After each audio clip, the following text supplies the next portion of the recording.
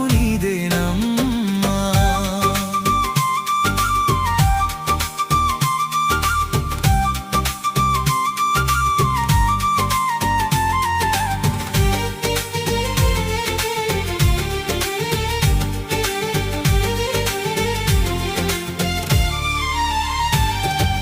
వెంకటేశ్వరుని చెల్లి వేడుకుంటివి తల్లి నిన్ను, వెంకటేశ్వరుని చెల్లి వేడుకుంటివి తల్లి నిన్ను.